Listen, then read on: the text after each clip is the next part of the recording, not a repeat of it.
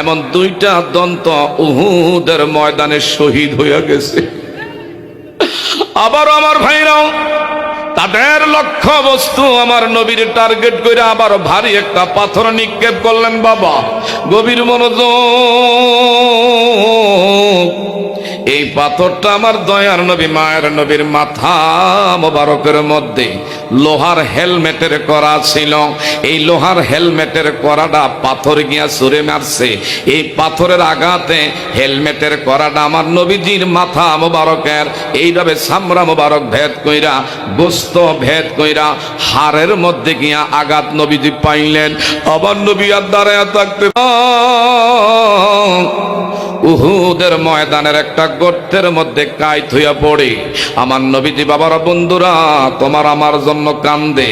হঠাৎ কইরা বেঈমানের বাচ্চারা এদিক দিয়া মিথ্যা কুৎসা রটাইছে, কুতিলা মোহাম্মদ আমিন রে উহুদের ময়দানে বিদায় করে দিয়েছি।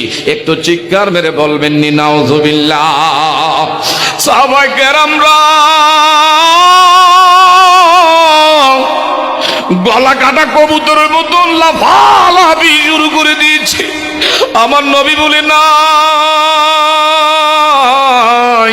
কার জন্য রে সোনার জীবন রাখবো, কার জন্য বাড়ি করব, কার জন্য সংসার করব? নবী যদি না থাকে বেঁচে থাকার দুই পয়সার কোনো দাম নাই। আমার নবীর সন্ধানে উহুদের ময়দানে তন্ন তন্ন করে খুঁজতে লাগলেন। আমার নবীজির একজন আশেকে রাসূল সাহাবী যার নাম মালিক ইবনে সিনানা। একটু জোরে বলবেন নি বাবা মারহাবা। আমার দয়ার নবী মায়ার নবীর কলিজার টুকরা সাহাবী যার নাম মালিক ইবনে সিনানা, নবীর সন্ধানে উহুদের ময়দানে তন্ন তন্ন করে খুঁজতে লাগলেন। হঠাৎ করে একটা গর্তের ভিতরে নজর পড়ল।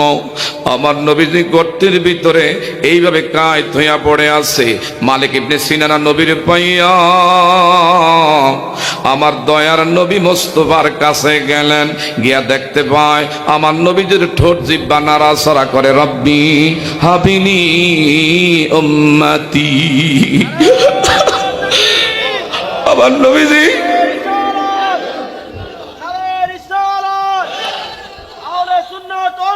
জিন্দাবাদ জিন্দাবাদ, চিৎকার মেরে কোন মারহাবা। এ বাবা, ইসলাম কিন্তু বানের পানির সঙ্গে কচুরি বনা যেমনে বেশে আসে, ইসলাম তোমার আমার মাঝে এইভাবে কচুরি বনার মতন বেশে আসে না। ইসলাম তোমার আমার মাঝে আসতে গিয়ে আমার নবীজির বদন মোবারকের মধ্যে পাথর মারতে মারতে দেহটারে ক্ষত বিক্ষত করেছে। আমার নবীজির বদন মোবারক থেকে রক্ত মোবারক জমিনের মধ্যে আমার ভাইরা ঢেলে দিয়েছে। সাহাবায়ে কেরামদের জান কোরবান করে ইসলাম নামের বৃক্ষের গোড়ায় রক্ত ঢেলে এই বৃক্ষ আমাদের মাঝে জিন্দা করে গেছে।